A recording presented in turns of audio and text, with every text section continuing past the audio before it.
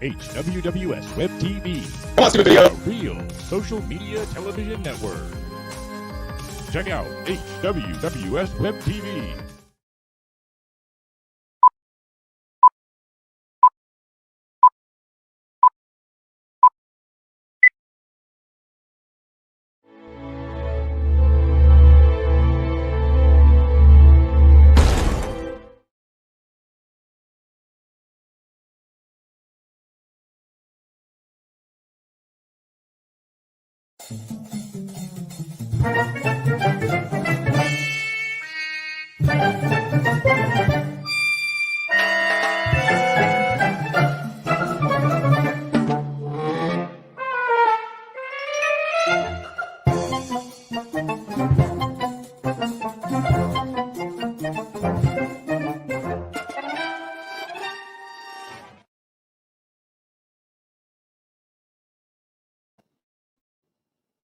There we go. Oh, there's my face again. And happy Saturday morning, guys. Welcome once again to Saturday Morning Cartoons. And of course, with my fantastic host up here on the screen as soon as the system wants to cooperate. There's Jerome. There's Rose. How you guys doing? Hey, good morning. Really good. Happy Good Saturday, morning. everyone. Yeah. Well, like we do each Saturday morning, we kind of follow up on our laundry list of things that's happened to us during the week, between last week's show and this week's show. And Laundry, gotta do laundry. That's laundry. That's right. Hello, Terry. How are you over there in Ireland? So this is a very important show for me, okay? Because the sooner that it's over, okay, the better. Okay? Because for the next 3 days, including today, my toes will be in crystal clear water. My naked butt will be faced towards the sun. And I will just be hanging out in bars and beaches and bars. And I will be doing that. I am already packed. Okay, I got my backpack packed. The car is gassed up. And in at least 90 minutes after this broadcast, I should be on a beach. Just so you all know. Okay. Do you have your Kenny Chesney CD with the ocean songs? I don't need that crap. All I gotta do is drive down the windows and drive real fast. I don't need that crap. Hey, but I was smart enough to pack my my Fire Stick. Okay. Very smart of you. No. You're on the beach. There's no watching TV or anything like that. The ocean is supposed to be what you watch. The fire Shut up, on the beach is. You shut up, you Yankee. What's wrong with you? Don't tell me how to enjoy my TV. I've got snow outside right now. Yeah, well, that's No. really As in, it is snowing right now. That's insane. Okay, but it's February. It's February, and it's going to be 88 degrees all weekend, Jerome. 88 degrees. I hate you. Sunshine. All right. I hate you. So for those of you, oh, by the way, Cheryl had a death in the family, so she won't be with us in the cartoon crew. Yeah, she texted me on that. So anyway, wish you the best, Cheryl. I know you're not watching, but My condolences, Cheryl. Same here. Yeah, a lot of condolences. So I'm looking forward to getting out there and get a flat board and paddle, in the ocean and yada, yada, yada. You know how it goes.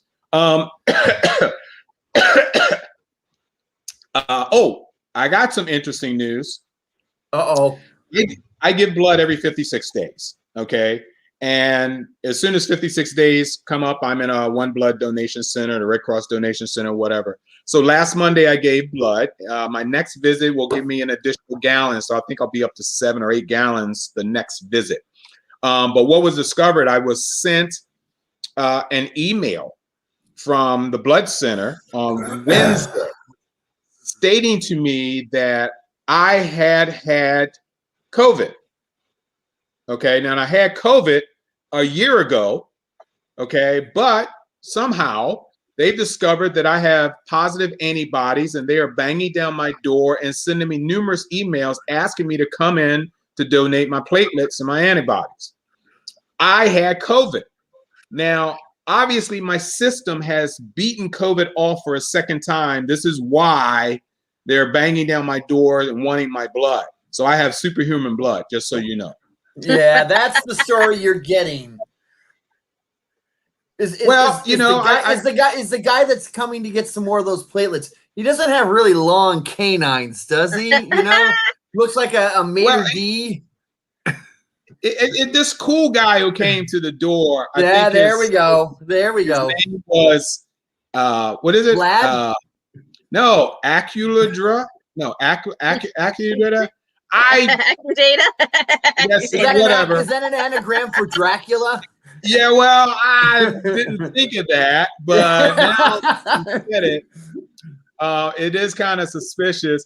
But for some reason, because I have such great blood right now, and I've been really making a habit of drinking somebody else's blood right now. So, I love tomato juice. Oh, I do too. You got some vodka mixed in there for this morning? No, but I put hot sauce and pepper in it. Oh, Lord. And if I had a celery stick, I'd be hey, that's going to be tomorrow. Huh? You drink the spicy V8, don't you? Yes, I do, girl. Yes, I do. I like that a lot too. Yeah. Yes, I love it. So anyway, Saturday morning cartoons. Everybody that's joining us. Hopefully, Terry over there in Ireland. Good to see you guys. We have a very special show, and I say it's very special because it ain't mine. So the good thing about it, This is the second Rose family show, isn't it? Family show? Yes. Yeah. You know, I think Rachel was last week. Oh, she was right. the week before last. Yeah. Yeah. Right. Eventually, we'll get Rose's husband involved somehow. Yeah, I want to see her husband and her son. Yeah, but Rose came up with this theme for this morning's show, guys, and it's called "It's Magic," and it makes me want to sing or something. It's magic. It's a kind of magic. Start singing that Queen song from Highlander. Yeah. Actually, the original theme for my show was "Whoa, oh, oh, it's magic." I saw that. I saw that and I giggled for a little bit and I like, well, how can I make a text out of that? It's going to take up too much space on the banner. So I showed it up there. It's magic. I hope you don't kill me for that, but no. Yes, I think that's proper to cut it down. But I just did that for kicks and giggles, on my end. Good morning, everyone. Hello. Last week we were off. We were off because the majority of the HWWS crew, a bunch of us, not maybe the majority, but a lot of us, we went to Sci-Fi Bartow. Oh yes, tell us, please. How was it? Yes, it was my first time going. I absolutely loved it. It's basically an outdoor little convention, bunch of vendors. They have this cool car show with all kinds of different themed cars, from like Ghostbusters to Star Wars. It was a lot of fun. I saw Garrett there and a bunch of and Brian and Nicole.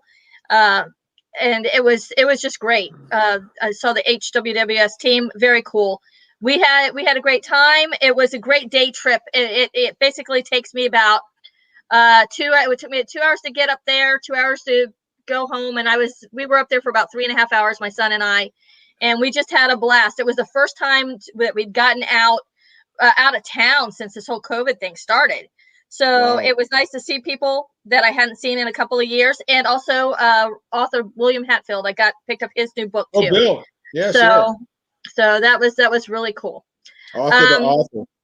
So today's theme, ironically, and it was not planned, it's magic. It's magic is also the same theme for Reels and Heels later today at 2:30. So you'll want to check that out with Brian and Nicole. Yeah, I'm impressed with that. Totally not planned. I've had this idea for a couple of weeks now, and we do not coordinate or wear the same clothes. But I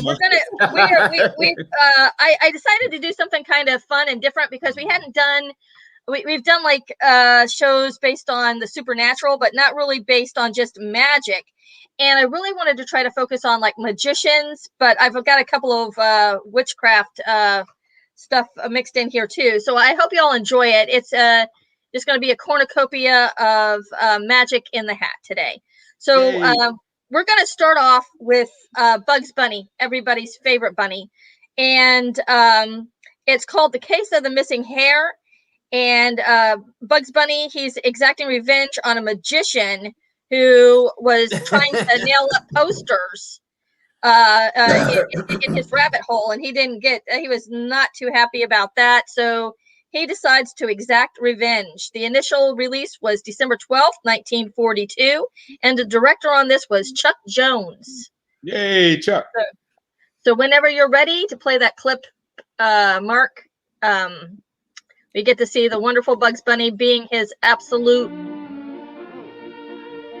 Ladies and gentle peoples, for my next illusion, I will require the assistance of a small boy from the audience. I shall be happy to assist you, sir. I shall now attempt to run razor-sharp swords through the basket. There's nothing for to fear. It's a trick. The swords do not penetrate. No.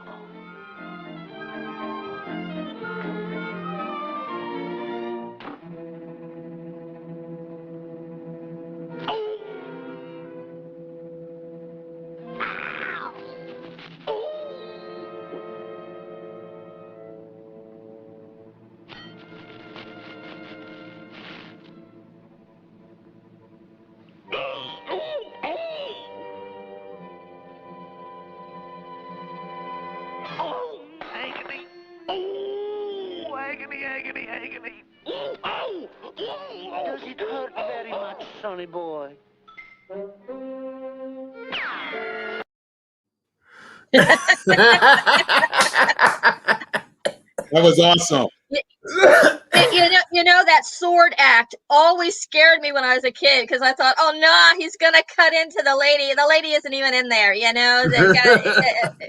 Everybody knows how this trick works now, except unless you're maybe like 3 years old, and I think they probably even got it figured out now. But at any rate, that was my first magician clip, and I just thought that was a hoot. Anytime you can put Bugs Bunny in the mix of anything, it's always a delight. And for our next act, Rocky and Bullwinkle always had these bumpers between shows, and one of them was Bullwinkle trying to do his magician act. He always fails, you know. So I have a compilation of Watch Me Pull a Rabbit Out of My Hat. So let's go ahead. I love that. All right, stand by. And now, hey, Rocky, watch me pull a rabbit out of my hat. See? Nothing up my sleeve. Presto! Wrong hat. and now it's time to meet Mr. Peabody. And now, Hey, Rocky, watch me pull a rabbit out of my hat. again, Nothing up my sleeve. Presto! No doubt about it. I gotta get another hat. now here's something we hope you'll really like. And now, Hey, Rocky, watch me pull a rabbit out of my hat. again, Nothing up my sleeve. Presto! wrong hat. I take a 7.5. Now here's something we hope you'll really like. And now, Hey, Rocky, watch me pull a rabbit out of my hat. again, Nothing up my sleeve. Presto! Ooh, don't know my own strength. now here's something we hope you'll really like. And now, Hey, Rocky, watch me pull a rabbit out of my hat. but that trick never works. This time for sure. Presto! Well, I'm getting close. And now it's time for another special feature. Namely, pulling a rabbit out of a hat. This looks familiar. Nothing up my sleeve. Presto! The more I try this, the further away I get. Hey, Rocky! Watch me pull a rabbit out of my hat. Again? See? Nothing up my sleeve.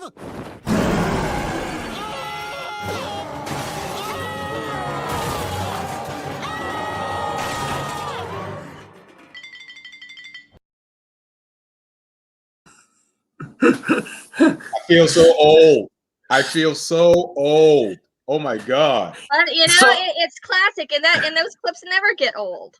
So Yes. when this show was in syndication, on like on the afternoon, you'd come home from school and you turn on the TV and you'd watch this show. The way those early 60s ones were done, you could always tell what day it is by which hat that they did. And it was always Friday when Rocky got pulled out of the hat. Really? Yeah, because there was only 5 of them. If you looked at the originals. Okay. I've never noticed that. You weren't paying attention like I was because I was bored. And so what would happen is each day would have a special, and after a while, if you watched it after a while, you'd notice the routine. Very interesting. Yeah, right, I did not know that at all. I don't know if they played them out of order when I was growing up, but I did not remember seeing that pattern. But that was a good eye there, Jerome. Thank you. Rocky and Bullwinkle is always wonderful and fun, and I love when we can have them on the show. And the next one, this is I know Sage loves the Pink Panther. I don't think she's here this morning, but why don't we go ahead and play The Hand is Pinker Than the Eye? This initial release was December 20th, 1967. And one of the producers on this was Friz Freeling, which I'm sure is familiar to y'all. Yep, and when editing this clip last night, Rachel's like, "This is a cop out. This is not really a great clip." But I do not agree with her. So why don't you go ahead and play?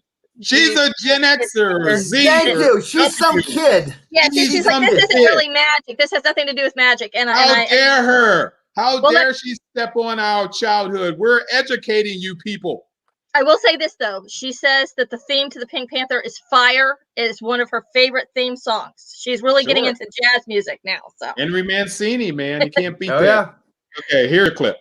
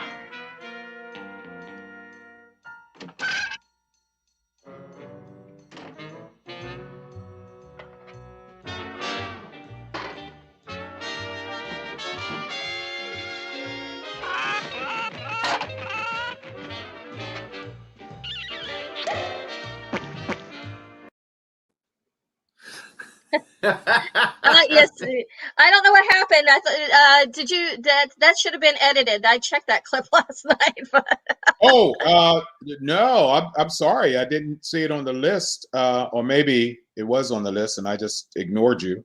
But that's okay.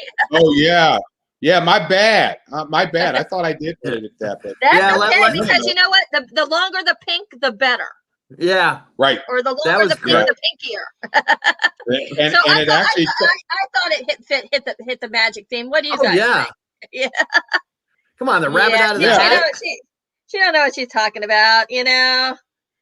You know, she's like there's so many other shows you could have done. I'm like, well, a lot of those shows we've done already, you know. So Hey, let me ask you a question. Do you remember an episode? Do you remember an episode where Pink Panther actually spoke? I don't. I do. He said like 1 or 2 words, and that was about it. Yes, and that's all it was, and it was a heavy, almost David Niven style accent. Well, considering Niven was in the first film. Yeah. You know. Yeah. So well, that would have been cool. He did speak, and I remember that episode, so that was pretty cool. Does anybody in the cartoon crew remember what episode that was? I don't either. Yeah, Terry, you're still up in there. If you guys figure it out, let me know. But in the meantime, head on to the next one. What you got? What we got next is one of my favorite shows, The Flintstones, and this is actually the second episode. It was called Hot Lips Hannigan, not to be not to be mixed up with Hot Lips Hooligan later on in the Mask series. That's the first thing I thought of when I read that. I'm like, Hot Lips Houlihan? Oh, I said, oh no. And I think this Hot Lips was actually first, and so basically, you're right. There's I think this guy's like a talent scout, and we've got this upcoming order of the dinosaurs because they didn't have the water buffaloes yet in the series. Oh, really? It was the Royal Order of Dinosaurs instead of Royal Order of Buffalo. I love the Fraternal Order of Water Buffaloes. Show. Talent show, and he's going to do a magic act. And why don't you go ahead and play that clip if you've got it? I sure do. This junk, as you call it, happens to belong to the world's greatest magician, Rockstone the Great. Does that ring a bell? No. But if you don't get that junk out of the house, I'll wring your neck. Well, for your information, Mr. Rockstone loaned me this equipment, and I am going to do a magic act for the annual show. But, Fred, you don't know anything about magic. Oh, no? Watch. You see this egg, Wilma? Of course I see it. Okay. Now you see it? And now you don't. Where is it, Wilma? Right here, Fred. Very droll. Very droll. Watch this, Wilma. The hand is quicker than the eye. Fred, don't you dare pull that tablecloth. That does it. The hand is quicker than the eye, hey. Now get that junk out of here. Okay, Wilma. Okay. Come in. Hello, Fred. Anything wrong? We heard a crash. What happened, Wilma? Nothing serious, Betty. Come on in. What's Fred doing with the funny hat? Trying to be funny. And now, what's this thing, Fred? That, Barney, is part of my magic act, which, by special request, I am not going to do. Well, what is it supposed to be? That is a disappearing cabinet. Anyone goes in there, I make them disappear. Like your disappearing egg? Okay, laugh. I'll show you it'll work. Get in the cabinet, Barney. Who, me? I'm afraid of the dark. Show me, Fred. I'll get in the cabinet. Me too, just for laughs. Okay, girls, I'm going to shut the door now. You all set? Go ahead, Fred. We're ready. Now, let's see. What were those magic words again? Look, Wilma. There's another door in the back of the cabinet. Let's go along with the gag, Betty. We'll sneak out and hide in the bedroom. And Fred will think he made us disappear. Shh! quiet. I got it, Barney. I got it. Alakazam, Alakazoo. You won't come back until I tell you to. Now we open the door. Barney, look. Hey, they're gone. It worked. They disappeared. Gee, Fred, that's amazing. Now bring them back. Bring them back. Well, now, Barney, let's not be too hasty. What do you mean, Brad?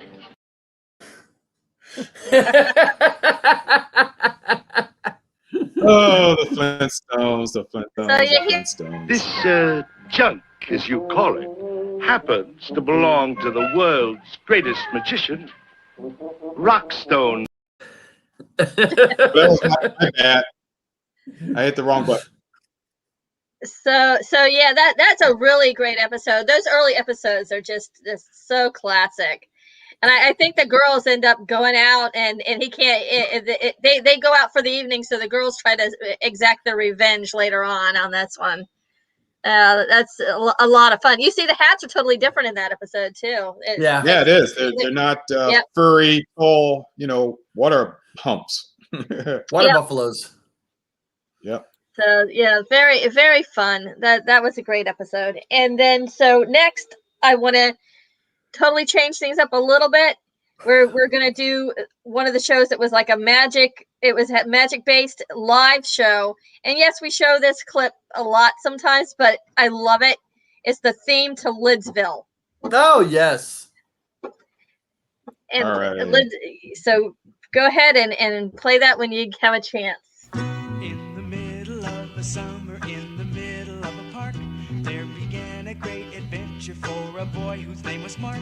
He had come to see the magic man along with all the children, and 'twas so began the day that Mark was never to forget. He performed all sorts of miracles, and Mark was so impressed that when the time arrived to go, he lagged behind the rest. Then quietly he did return the secret of the hat to learn, but everyone had gone away and darkness held a threat. The moment that he touched the hat, the room began to glow, and as he put it down and ran, the hat began to grow and grow and grow and grow and grow and grow and grow and grow and grow. He was stunned and he was fascinated, still he had to see there was something deep inside the hat. What could that something be? Then cautiously each step he took, he climbed upon the brim to look, and all at once the hat began to shake and rock. Look out!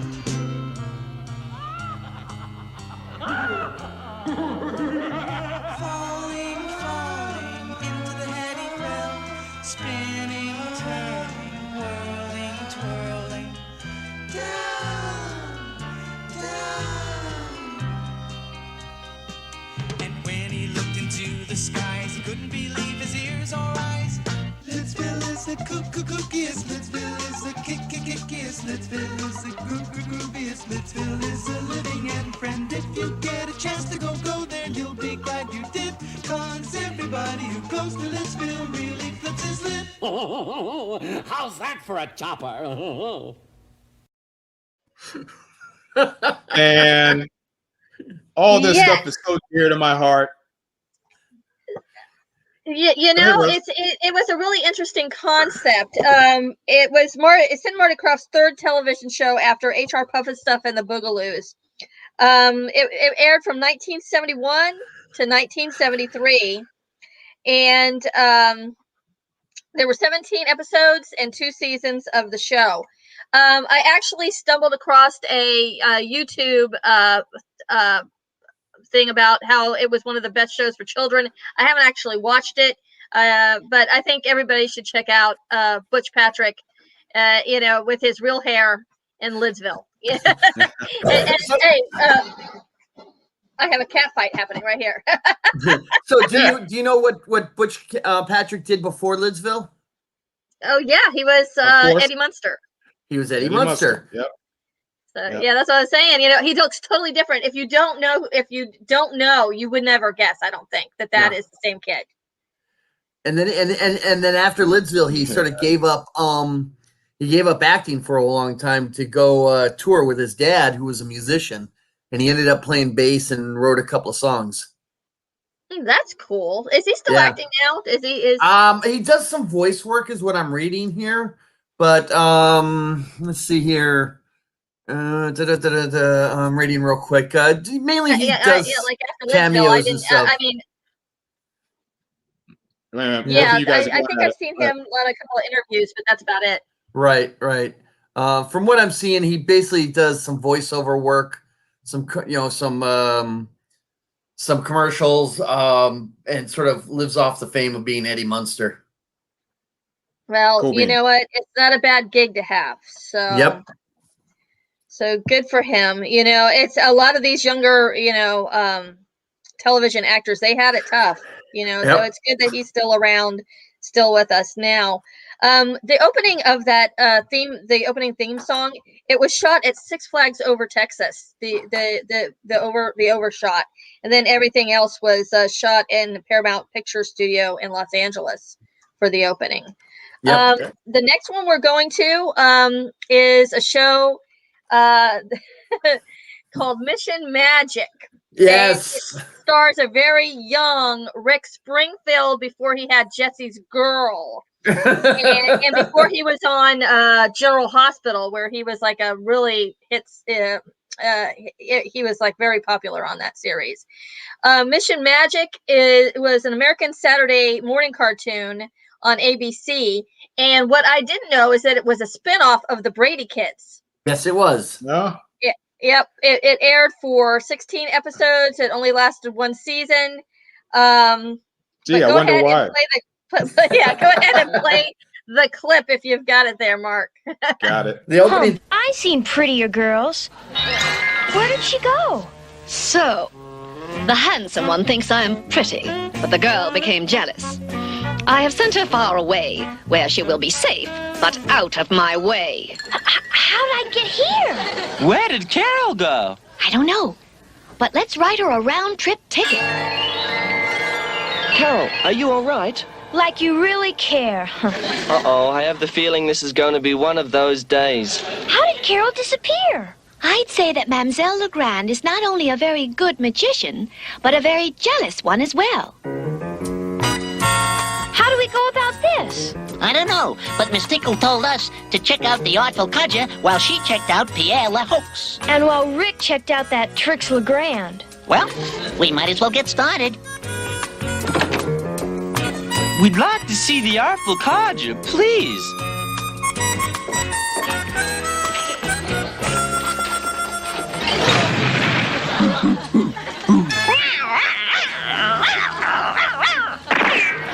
Remember, keep your eyes open for any statue that looks like the Contemplator. And for anything that looks like magical equipment.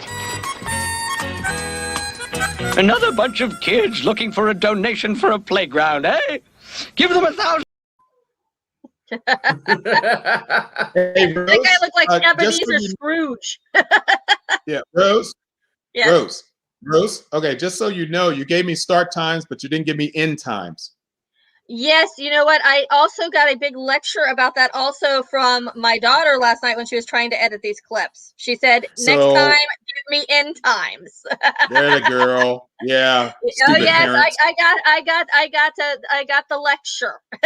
Well, she you can just she also despised that clip, by the way. She thought What? Mission Magic looked horrible. She said it. Well, first off, what year was this in? This was, let's see, 70 something, right? 73. 74 maybe. It aired from September 8th to December 12th, 1973. Well, let me ask you this, Mark. You probably saw this like I did as a kid. Doesn't the animation, the drawings, look very similar to Fat Albert? Yeah, that, and definitely from the Brady Kids, all that. Oh yeah, kind well of the Brady animation Kids definitely, but it reminded me a lot of Fat Albert, especially like the way their necks are drawn. Right. You know. It was a Filmation production, and so that's it is where all it came Filmation from. stuff. No, and apparently in the 70s, all the girls wore go-go boots. Yeah, and then the magician sent her somewhere safe, but she's wearing a short skirt and short sleeves, and sends her to looks like Antarctica or something. And so that's really safe. She's gonna freeze to death there. They didn't bring her back in a few seconds. Anyway, that's Mission Magic, and I never knew that Rick Springfield had a British accent until I saw this show. I didn't either. Because you could never tell. You would never tell. The opening theme to the show is just like pure psychedelic. You know, you really want to be chemically enhanced to see the opening theme. Okay. Yeah, it's like all these colors. It's exactly. Yeah, it's very trippy. All right, what's next? So the next one up is everybody's favorite witch, Sabrina, the teenage witch. Oh yeah.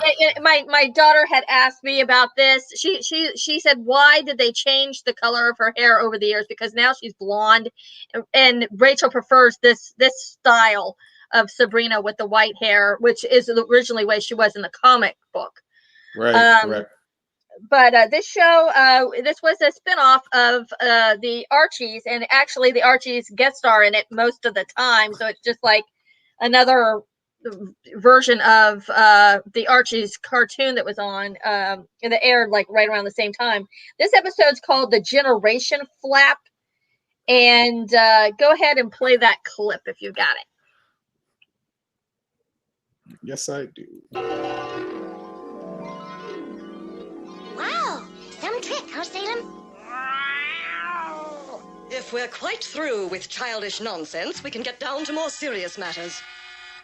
I am about to perform a feat of magic never before witnessed by witch or mortal. I must insist on absolute silence.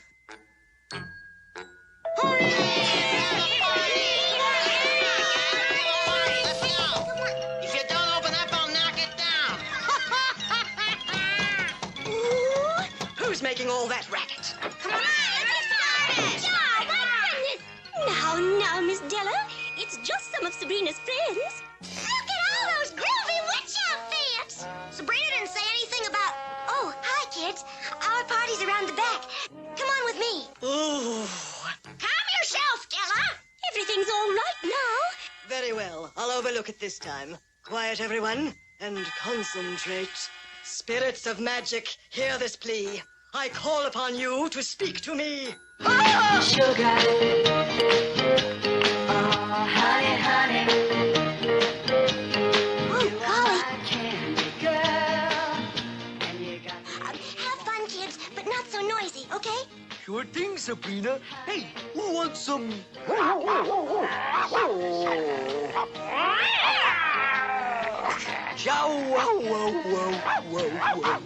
Now, to resume. Magic spirit. Oh! Oh, poor Moose. Shame on you, hot dog in Salem. Now you behave.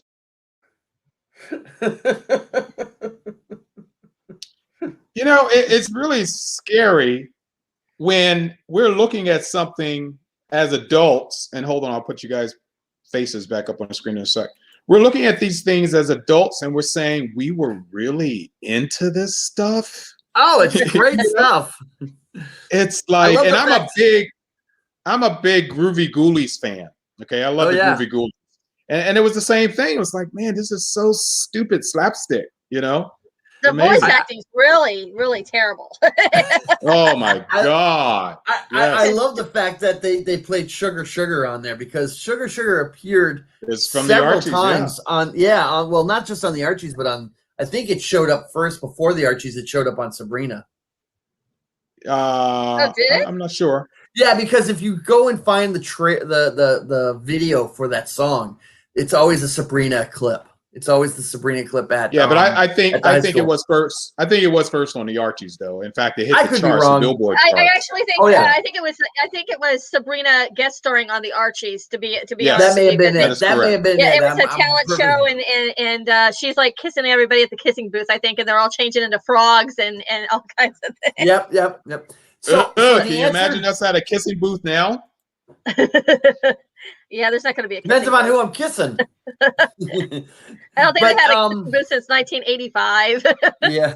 So in answer to Rachel's question as to why the hair color keeps getting changed, if they were to bleach it as white as it is in the cartoon, that does serious damage to the hair, and it also does physical damage to the scalp. So there's a lot of pain involved. They could. Thank you. Thank you, Dr. Follicle. Wig. They do the bald cap for people with no hair, like Lex Luthor. They could get they could get a realistic wig that's white. Oh no. Michael Rosenbaum for Smallville shaved his head. Yeah, that is true. He did. Okay, so a wig just wouldn't have cut it. And so they went with blonde, which was as close as they're gonna get. Yeah, they could get a towhead who has like the really whitish blonde. They could at least. Yeah, but you gotta get somebody who can. But you want somebody who can act. Guys, focus. Get off the hair. We are. We're talking about magic. Abracadabra! Sabrina's discussion is over. Go for it. What's and next? on to the next clip because Mark has places to go and a beach to see. Right. So what we're gonna do? Here's another clip I got called out on last night because Rachel's like, Inspector Gadget is not magic. I'm like, this is a magic episode of Inspector Gadget. So Inspector Gadget is a show that we both enjoy a lot. But I really wanted to play this. When I found this, I was like, this is perfect because we don't share Inspector Gadget love all that much on this show. So go ahead and play this clip that aired on September 14th, 1985. It's called Magic Gadget. I am the Great Wambini, the world's greatest magician. With the help of my trusted assistant, the Lesser Wambini, I shall switch the contents of these vaults before your very eyes. As you can see, gold bullion is in this vault. In this vault, we have currency. Of course, this is real. Now I'll need the assistance of someone from the audience. I have the image of a world-famous figure, a man whose reach exceeds his grasp. That's me!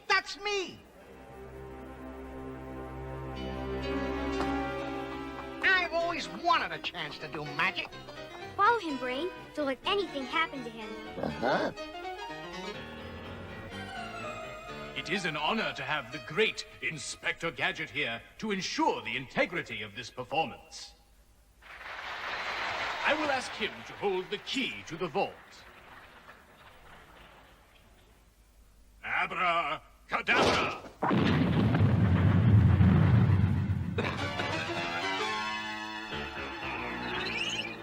So that's how it's done. That's quite a trick.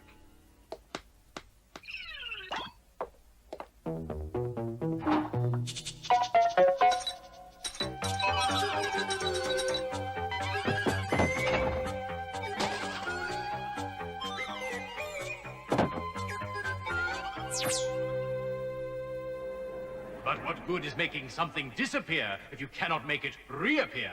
Wouldn't you agree, Inspector? Stay right here, Inspector. Soon you'll have a big surprise. Great! I love surprises. Bombs away.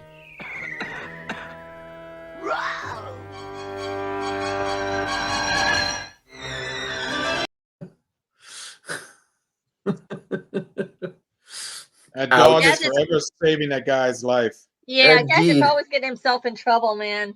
For sure. So that was Inspector Gadget getting himself in a lot of trouble with the magician this time. And I'm sure he survived the safe falling down to the ground thanks to Brain. So the next clip we're going to talk about is Freedom Force.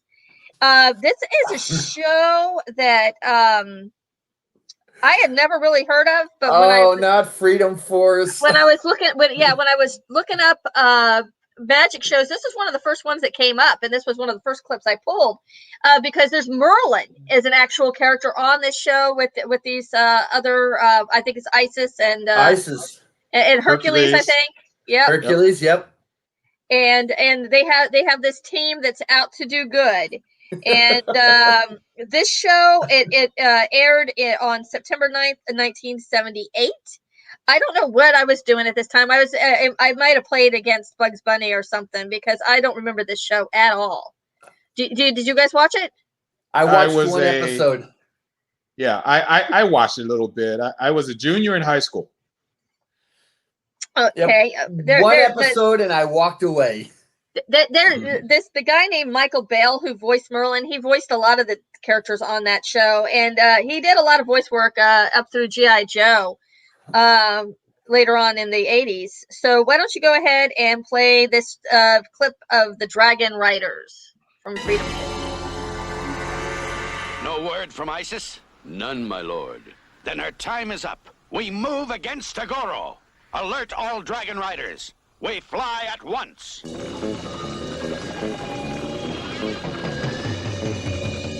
What an unfriendly land. Just like Haguro. His stronghold is ahead.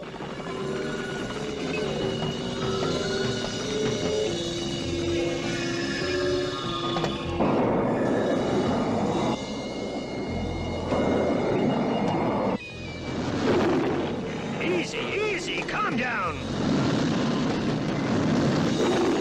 We must stop this senseless war. Mighty lightning, wind and thunder, send your storms in all their wonder.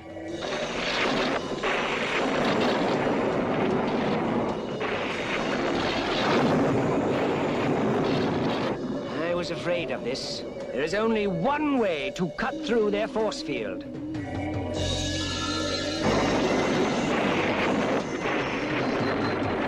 Now, Dragon Riders, we have them. Al-Hanuri, stop! No, Isis. I have been waiting for this moment too long. Earth's gravitation that pulls everything down. Increase your power. Draw them to the ground.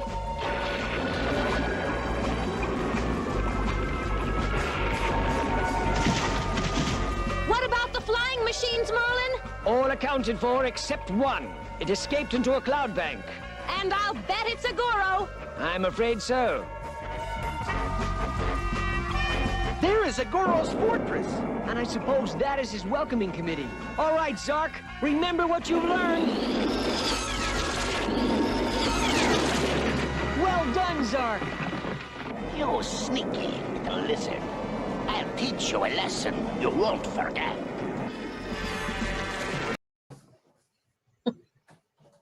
Okay, so we have big ass dragons, and of course our heroes are riding the goofiest looking dragon, and they don't basically say, well, I can just burn the freaking wings with the fire that comes out of my mouth.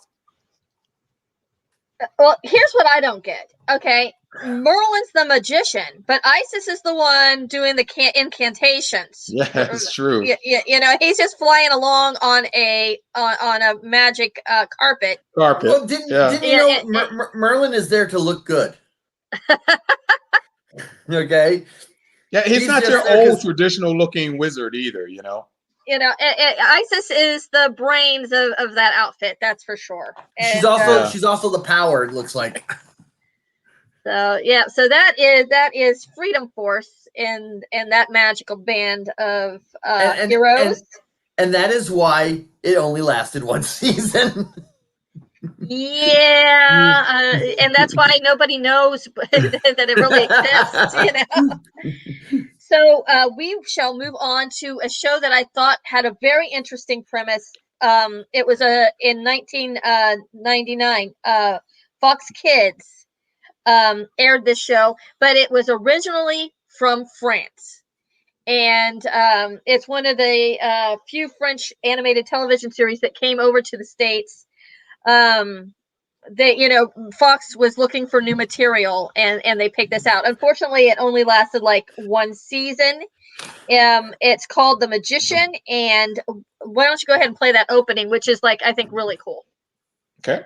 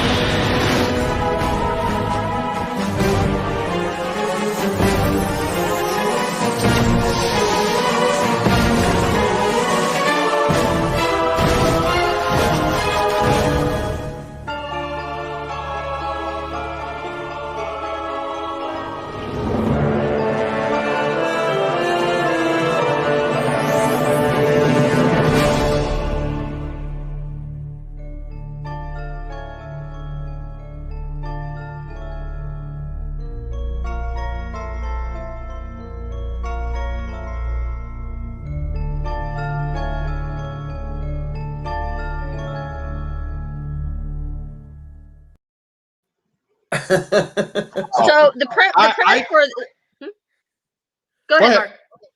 No, we got a delay, but go ahead. The premise for the show is a series of scientific discoveries and radical advances in technology have reorganized the society during the third millennium. Taking advantage of hope and optimism in Electro City, the crime syndicate, chiefly under the mobster Black Jack Malone, have discreetly taken control of all important positions. They are repeatedly defeated by the protagonist, Ace Cooper, and his magic assistant, Cosmo. Okay. It looks exciting. It looks exciting. I mean, it really does. You know, kind of cool. It's very cyberpunk, you know. And why is it every male magician always has this streak of gray somewhere? Yeah, of white going through their hair. But it has a little touch of Batman in that as well, and of course the futuristic vehicles and whatever. I could have gotten into this show, but I have never heard of it. I've never heard of it either. Yeah. Yeah, it like I said, it only lasted a season over here, and I don't know if any more was made over in France. But it kind of reminded me of Gambit, and I wanted to get a Gambit clip from Wolverine and the X-Men. I could not find anything decent for that, so that's why there's no clips of Gambit on here. Everything I found was based on the Gambit in the movies, and the clips that they had were like for the cartoon were really bad, so I didn't include that. But Gambit is a pretty cool character, so I just wanted to throw that out there too. And speaking of superhero characters, my last clip is from Justice League Unlimited. The character of the focus of this episode. Go ahead. I just want to say, I just watched this episode in its entirety 2 nights ago. Did you? And it's so bizarre. I didn't even notice it on your list, but it was hilarious. So go ahead, please. Let me tell you, we are huge fans in this house of Justice League and Justice League Unlimited. Okay, same here. I have the DVDs since forever, and now I think you can watch them on HBO now, right? HBO Max is what I've been watching all the seasons. I've just been watching Justice League International. I'm loving it. Yeah, it's a lot of fun. We actually had DC Universe, and we had watched like one weekend we watched the whole Justice League when so I'm glad it still has a home over on HBO. Well, and Max. I couldn't watch the final season of Young Justice. I'm a huge Young Justice fan, but I wasn't going to pay a streaming service to see the 3rd season of Young Justice. And now that it's on HBO Max, I've been catching up with Young Justice now, and I'm just having a ball. Oh yeah, that was a really good series. It was sad that they cut it, when they did, and I'm glad they finally brought it back for a 3rd season too. Yeah. So in this episode, it's called This Little Piggy. It focuses on Zatanna helps out the Justice League when Wonder Woman is changed into a pig. Oh no! Now, okay, who sat around a freaking conference room table and I said, I have a great idea. I love the bracelets on the front hooves. Yeah, it's like okay. My idea is Wonder Woman is a pig. What? No. What are you talking about? You can't do that. No. Oh. I gotta wonder who wrote this one. Yeah. Go ahead, Rose. So you go ahead and play the clip if you have it. Yes, I will. Hold on, I gotta get off these messages here and screens and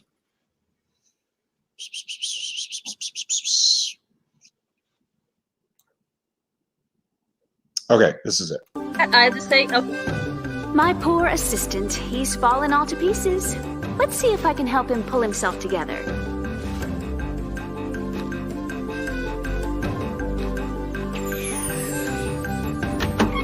Oops.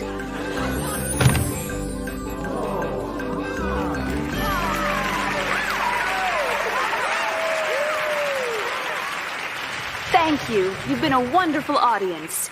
And for my final illusion, I'd like to pull a rabbit out of my hat. Trust me, it isn't as easy as everybody thinks. Come on, Bugs. Where are you?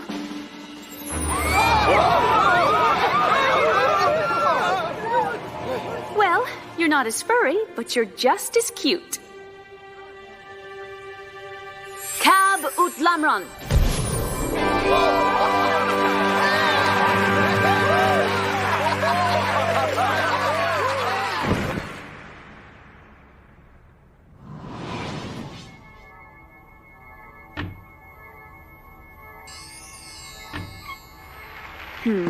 Little slow on the switch. Gotta watch that. What was it? Some kind of hologram? Or was it the real thing? It's called sorcery, Bruce. Usually I play it straight, but for the big closer I throw in a little dazzle. But enough about my secrets. What have you been up to? I haven't seen you in so long. Can we discuss that later? Someone's in trouble. Who? What kind of trouble? Well...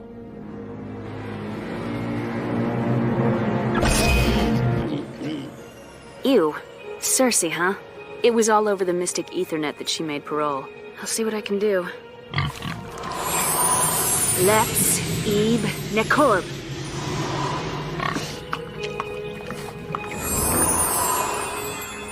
Anayed Mokeb Namu. Well, I've given it my best shots. I guess my powers run a distant second to those of a goddess. We could call in one of the other League magicians. Dr. Fate, maybe. No. I mean, let's keep this between us. But why? If there's a chance to help Diana, shouldn't we tell everyone in the... Oh, wait. You and her. Are you two? Just good friends. No. You and I are just good friends. There's something more between you and Diana. Well, maybe there was. Don't worry, Bruce. I'll find a way out of this for her. And you. But I'm beginning to think that only Cersei can turn our chubby friend here back into Wonder Woman. And Lord only knows where she is right now. I love this episode. She's a pig! Wonder Woman's a pig! There are whole levels to this episode. You know? She's a pig! The tragedy! I'm not hamming it up either, by the way. Oh. I have a little clip about Zatanna. Zatanna was a fictional superhero published by DC Comics. She actually appeared for the first time in 1964 in Hawkman #4. Yep. And she's a stage magician like her father, Giovanni John Zatara. So right, and her father appeared in Adventure Comics #1 back in the 1930s. And really? He had his own, and he had his own run of adventures and everything else in the Golden Age. So that's really cool. Oh, it is. So yeah, she's a pig. But Zatanna also showed up in Batman the Animated Series too. She was there too. Yeah, I think her character was also on Smallville, and I thought she appeared. I thought she appeared on Arrow, but maybe not. I don't know about Arrow, but I do know also though she's part of Justice League Dark. If you ever get a chance to watch that, where is that at? It's a standalone film. Basically, you watch. Yeah, yes? I'm sorry. I just watched the movie Justice League Dark Apocalypse War. Yeah, this is before that one. Yeah, I know that was before that one, but Justice League Dark is really, really cool. They brought out all the darker characters in comics and formed them up as a kind of a covert team of Justice League members. Right, and basically the cool. Justice League Dark that I'm talking about was basically the magic side of them. Right, they John had Constantine, Zatanna, Deadman. Correct. Deadman. Deadman. That sounds really cool. It was, and it was especially fun watching Batman scare Death Eaters and stuff. It was very funny. Yeah, that's really good. And it's really interesting how in the early days, how the comics wanted to play up the fact that Superman and Wonder Woman could possibly be a couple. They may have a few, advertised romantic engagements, but it was in fact Superman and Batman that were basically into each other. And I love the fact how this episode brought up that there was a relationship, how in the beginning there's Wonder Woman and Batman pretty much getting into a little bit of a fight like couples normally do, and how Zatanna was basically saying that, hey, look, you and I were, a couple, but this is different. So it's nice to know that. Go ahead. Yeah, good. As I say, just go look at the last episode of Justice League, not Justice League Unlimited, where Bruce and Diana are hiding in like this Greek restaurant, and they're just making out like nobody's business. Yeah, and it's nice to know that Bruce, the Playboy, was a little bit more serious as a partner to someone when he was a superhero. So that was pretty cool play up. So go ahead, Rose. Still your show. Well, I just want to add that I actually read this week that originally Zack Snyder in the Justice League movie wanted Batman and Wonder Woman to have something, but the studio said, not going to happen. Yeah, but I think that would have been interesting, Yeah. Is that my phone? But no, that's mine. But that's it today for the magic clips. And if you want to see more magic, you can tune in later this afternoon for Reels and Heels with Nicole and Brian and Willow. So I hope everybody enjoyed this show.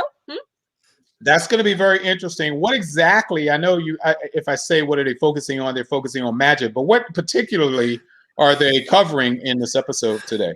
A bunch of different movies and TV shows that have to do with magic, and I believe that they have a special guest who's a magician. They do. Oh, cool. And yeah, it's going to be a cool show.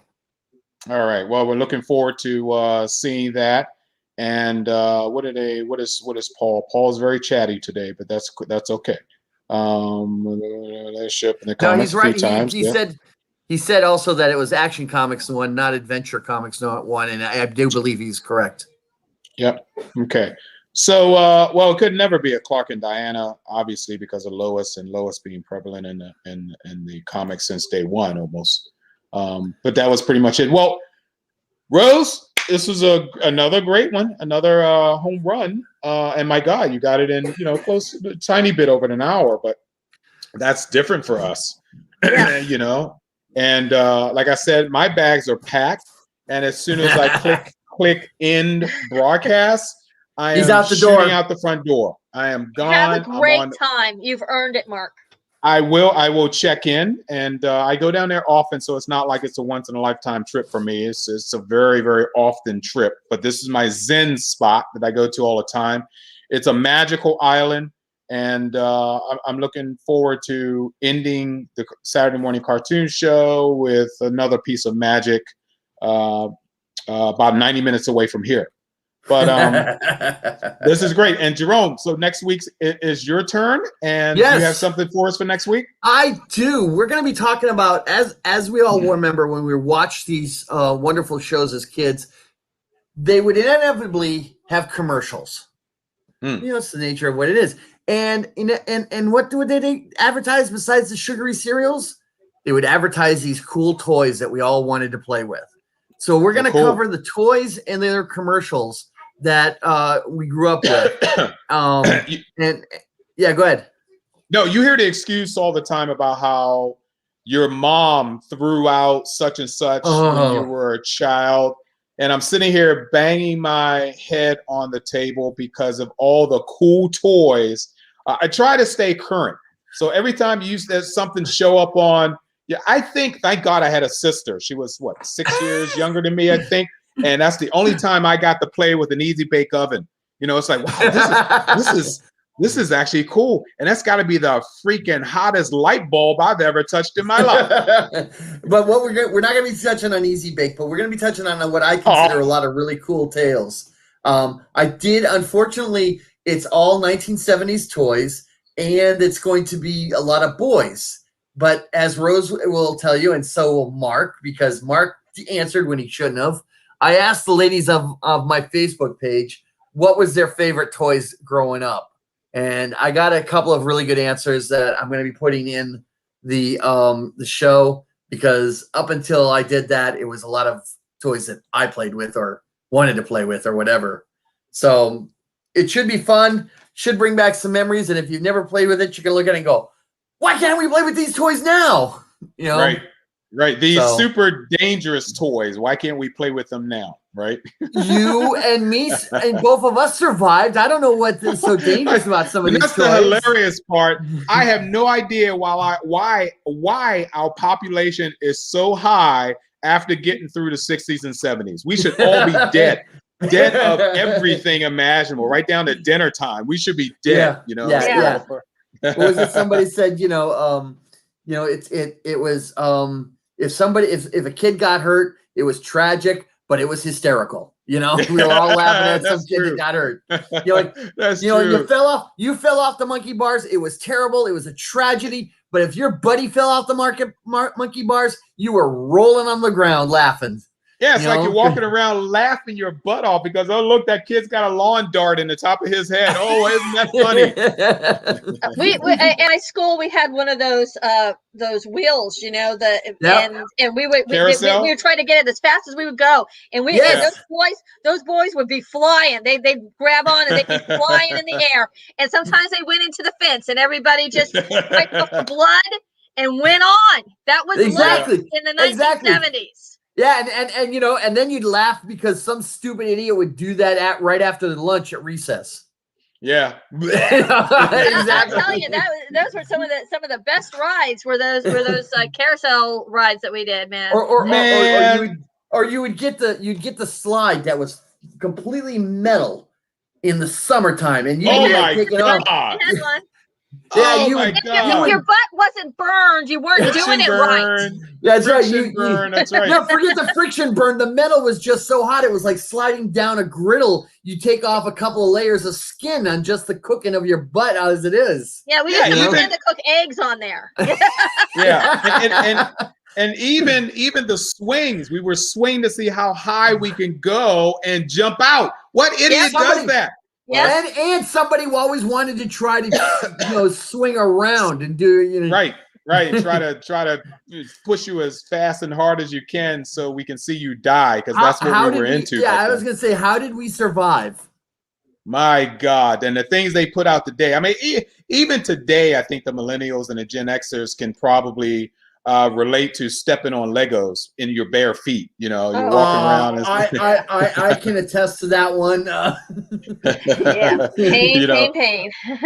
That is a primal scream for us. What is Paul saying as we end out? I had to come up with a bunch of causes of death for an Inktober Halloween cartoon. Have no idea what that is. Last fall, and flung from the carousel in high speed was one of them. Yes, yeah, absolutely. That's incredible. Well, guys, Rose, great show as usual. Very interesting stuff. This is what we do at Saturday Morning Cartoons. We try to take you back to your childhood. Occasionally, we will bring a child on to talk about her current childhood, and we can do some fun stuff. So, if at any time you guys want to end up being a show host, a co-show host, a special guest here on our show, you have a cartoon or cartoons that you would like to share for us, you should go ahead and send us a message here at our Gmail account, or instant message Jerome, Rose, and I, and say, hey, I got an idea for a show, and we will definitely entertain you as you entertain the other people out there. But it's Saturday Morning Cartoons, guys. It's as we get older, these are things that we never forget, and we actually like to bring them up often because we love them so much. We know they were so cool, and it's like, well, good job, Terry. Okay. Yeah, you're still kicking. We just have no idea why. Yeah. Good job on that one. So, what things that we've done when we were younger, we all know what Terry's been doing when he was younger. This is what we like to relive, because as we grow older, we want to remember what the fun times of our lives, and Saturday mornings was definitely tops on the list for anybody who was a child. So next week, it's Jerome, guys, and we're gonna relive jingles. Oh my God, we're gonna relive songs that are stuck in our head, mainly because we're looking at things like G.I. Joe with the Kung Fu grip, and you just wait till you see the list. You'll be surprised. Yeah, I'm interested in seeing that list. Go ahead, Rose. Any final words? Well, I hope everybody enjoyed the show, and I wish you a great time, Mark, and everybody have a good weekend. We'll see you next week. I'm going to the beach. I'm going, and I'll love him, and I'll stroke him, and I'll call him mine. I'm going to the beach. I think he needs to be seriously medicated. Yes, I will. As soon as I dunk my head in the vacation. water. Yeah. So while you guys up north, Jerome, while you out there shoveling, I'll be shoveling too, but it will be the backstroke. Okay, I'll be shoveling that. Yeah, that and the little. All right, guys, take care. The drink with the little umbrella, right? Right. Yes. Oh, my tiki bar. If you saw on my Facebook page and those pictures, one of those is my tiki bar, and they all know me when I get down there. And I'm like the norm. I don't have to say a word because the drink's already sitting on the counter. All right, guys, take care. Happy Saturday. Happy weekend to all of you guys. Be talking to you soon. I'll be communicating while I'm down there burning my tan. So take care. See you next week. Stay safe yourself, Terry. Bye. All righty.